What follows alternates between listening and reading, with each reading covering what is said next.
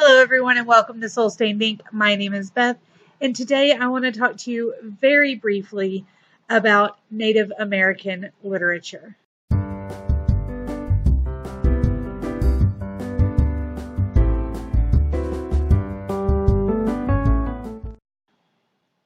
So I mentioned in a video, I don't know, about a month ago, and then again in my most recent Friday Reads, that I am working on writing a unit of study for my sixth graders that focuses on Native American literature, specifically literature by and about Choctaws and the Chickasaw Nation as well, because that is the majority of what we have here in Oklahoma.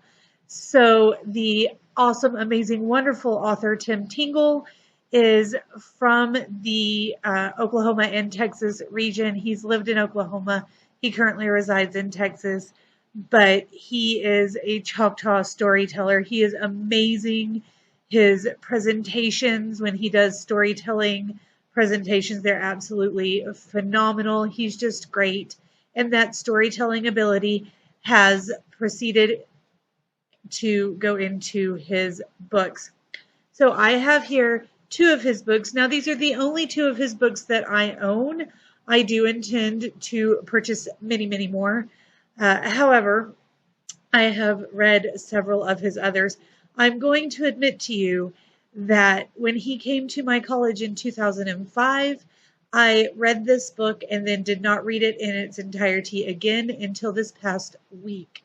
So I had forgotten a lot of it. I remembered it was great, and I knew I wanted to use it in a unit, but I had forgotten a lot of the finer details. And then How I Became a Ghost. This is the first in a middle grade series about the Choctaw Trail of Tears. And this one came out in 2013, so I probably read it the first time in 2014, and I had not reread it. Maybe 2015. Anyway, I had not reread it in the last few years. So there were a couple of things in this that I had forgotten about. But what really struck me was that this is a series of fables, fairy tales, myths, and actual real life things that happened. A collection of stories from Choctaw elders and from the lives of these people. This is a fictionalized paranormal accounting of the Trail of Tears. However, the belief system and the way things are said and the fabric of who the Choctaw people are in their belief system is woven so tightly through all of this that there are stories in this that just you can very directly see the correlation and sometimes even the exact research material that was used for this. And it's absolutely phenomenal, well done, and I love it. However, a lot of people have messaged me or commented on videos saying that there's just not a lot of Native American literature. That's true to an extent. We don't have a lot available that gets talked about, that's hyped.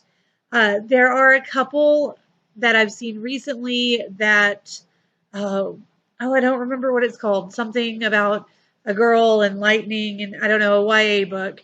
And then other than that, most of what we have are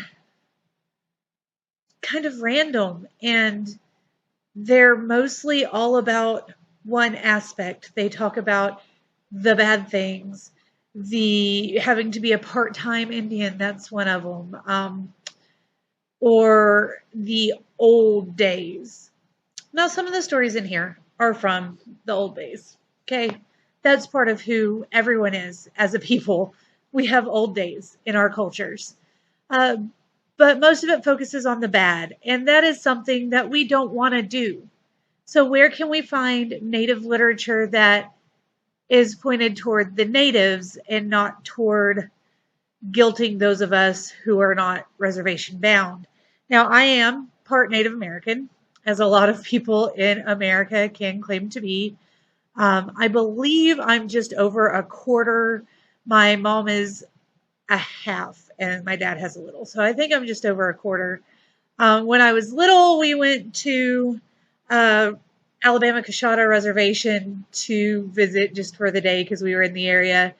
And I got mistaken for one of the little girls on that reservation like 3 times. People kept coming up and asking me things. One of the other girls walked up and grabbed me because I was supposed to go do something. And then she was like, "You're not her. Sorry." And walked away, which I know is really surprising considering the fact that I am a pale pasty white chick with very reddish hair. When I was younger, my hair was almost black and I was very tan. As I've grown older, I cannot tan very well in my hair. The red in my hair has lightened up quite a bit, but that heritage is still a big part of myself, my life.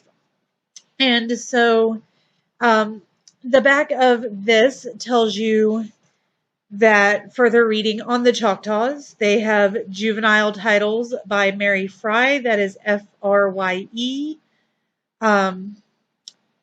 and Jesse McKee, big M, little c, big Kee. Then you have fiction for adults, The Sharpest Sight by Louis Owens, and The Mercy Seat by Rilla Askew. And then nonfiction, The Rise and Fall of the Choctaw People by Angie Debo, The Removal of the Choctaw Indians by Arthur DeRosier, The Choctaw Language and Culture by Henry Willis and Marcia Hagg, and then poetry by Jim Barnes called On Native Ground. The important thing here, though, is that we have presses that are publishing these. We've got the Choctaw Nation of Oklahoma Press, Chelsea House Publishers in New York, the University of Oklahoma Press, Viking Penguin, New York, then the University of Oklahoma again, the University of Tennessee Press, and then this book was published by Cinco Puntos Press in El Paso. Cinco Puntos Press in El Paso, can you see that? They publish a lot of Native American literature. So that is a good place to go. I know that I'm not giving you a whole lot of information on other books to hype up. That's because I don't have them. I have a bunch of old books, and then I have this one Native American author who I personally have met. I've connected with on Facebook. I've seen him do his presentations. I go on YouTube and watch them, and I think he's amazing.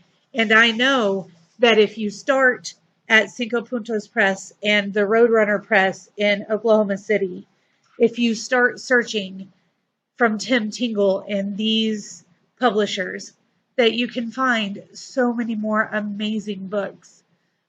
I promise you that I am going to go into that classroom and I'm going to have my students looking for other Native American authors to read from. And I hope that this rambling video has hopefully, because I hope, obviously, I hope that this rambling video has given you some idea of where to go, where to start, what to do, or at least hyped you up for some Tim Tingle. Because let me tell you, these are amazing. The How I Became a Ghost, literally the entire story is narrated by a boy who is a Choctaw ghost on the Trail of Tears. There's shapeshifters, there's intrigue, there's Choctaw beliefs through the entire thing. There's the bone pickers. Do you know about the bone pickers? Oh my goodness. They're a group of people who take the bone, like the dead, you deflesh the dead, and then they take the bones and clean the bones so that you have bone bags to carry with you of your dear departed loved ones and to put them in burial places, but the bone pickers literally pick bones clean for the people of their tribe. And I would not have known that without these. Fascinating culture, and something that we definitely need to be teaching our kids, no matter what heritage you've got. So I highly suggest that you check those out. This has been a very rambly 10-minute video, but I hope that you enjoyed it. I hope I gave you some information that you can use, and I will talk to you again soon. Have a great day.